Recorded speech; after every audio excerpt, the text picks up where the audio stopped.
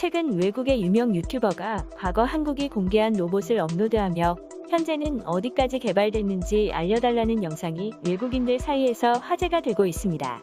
130kg에 달하는 무거운 로봇 팔을 조종사가 큰 힘을 들이지 않고 자유자재로 움직이는 것을 보니 정말 신기하다는 생각이 드는데요. 생각보다 매우 유연한 로봇의 모습에 퍼시픽님 같은 영화처럼 로봇을 조종하게 될 날이 얼마 남지 않았다는 댓글이 달릴 정도입니다. 길이 4m에 무게만 1.5톤에 달하는 거대한 한국산 로봇은 공개되자마자 많은 사람들의 눈길을 사로잡았습니다.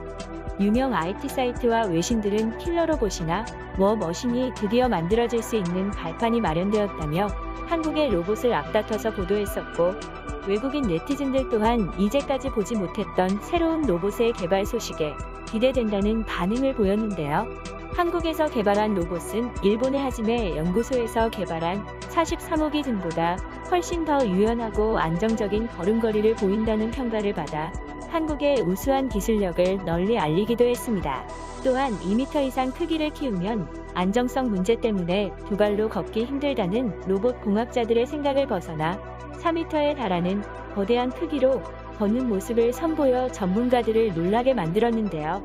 실제 미국과 일본도 거대 로봇을 선보인 적이 있지만 큰 크기로 인해 직립보행을 포기하고 바퀴를 달아 움직였었죠. 그에 반해 한국에서 개발한 해당 로봇은 아직 완벽하진 않지만 직립보행을 하였고, 그 크기와 무게가 너무 거대하기 때문에 걸음을 옮길 때마다 옆 사무실 찻잔이 흔들릴 정도로 땅이 흔들렸다고 합니다. 로봇을 만든 개발사는 부품이나 기술 등을 자체 생산할 수 있는 원천 기술이 없으면 문제가 발생할 경우 신속하게 대처할 수 없다며, 로봇 연구학자 등 경력 있는 우수한 인력을 대거 배치하여 모든 부품을 자체 생산한다고 밝혀 뛰어난 기술력으로 네티즌들을 또 한 번 놀라게 만들기도 했습니다.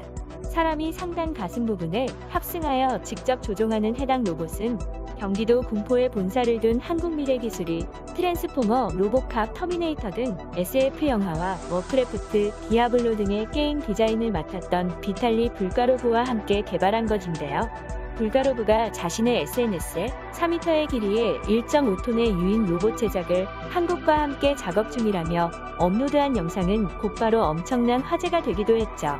현재는 세 번째 버전까지 개발된 거대한 로봇을 처음 개발하기 시작한 한국미래기술 임영국 대표는 사고 현장에서 자동차를 번쩍 들어서 치울 수 있는 로봇을 개발하는 것이 목표라고 밝혔는데요. 하지만 그는 원래부터 로봇 전문가는 아니었기 때문에 처음 개발을 시작할 때는 인력을 구하는 데만 2년이 걸릴 정도로 어려움을 겪었다고 합니다. 그는 먼저 세계 최고의 디자이너인 불가로프를 수석 디자이너로 영업하였고, 나머지 인력은 학력보다는 전문성과 로봇에 대한 의지를 중점에 두고 사람을 뽑았다고 하는데요.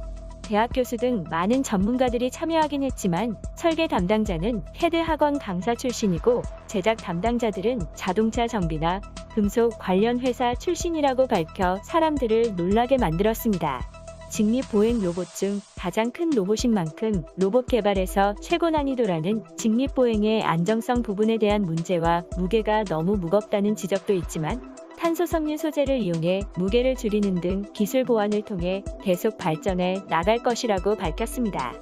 그러면 해당 로봇의 영상을 시청해보고 외국인 네티즌들의 반응을 자세히 살펴보겠습니다.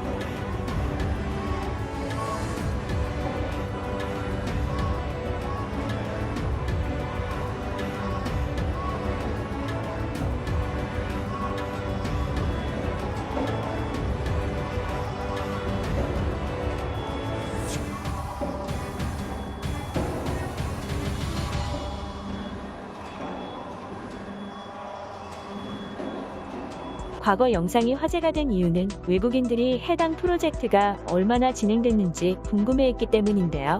외국 커뮤니티 사이트에도 질문이 올라오자 한국인으로 추정되는 네티즌은 개발사의 회장인 양진호가 갑질과 폭행으로 구속되어 사실상 업무가 중단되었을 것이라고 답글을 남기기도 했습니다. 또 해당 로봇은 처음 공개될 당시 불가로프가 영화 홍보를 위해 정교하게 CG 작업을 한 것이 아니냐는 진위 논란에 휩싸이기도 했었지만 세계적 기업인 아마존의 CEO가 로봇 탑승 후기를 남기면서 의혹이 사라졌었습니다. 이 로봇의 용도는 무엇입니까? 군사적으로 사용하면 끔찍하긴 하지만 걸어다니는 탱크가 있다면 멋있을 것 같습니다. 왜 모두가 로봇을 전쟁에 사용할까봐 걱정하고 있습니까? 무거운 짐을 운반하거나 건설 작업에 유용하게 이용할 수 있습니다. 다리 관절 부분은 조금 부족해 보이지만 나머지는 굉장하다. 저 로봇이 달릴 정도로 발전하고 무기까지 장착한다고 생각해봐. 그러면 오늘 이야기는 여기까지 하도록 하겠습니다. 제 이야기가 마음에 드셨다면 구독과 좋아요 부탁드립니다. 시청해주셔서 감사합니다.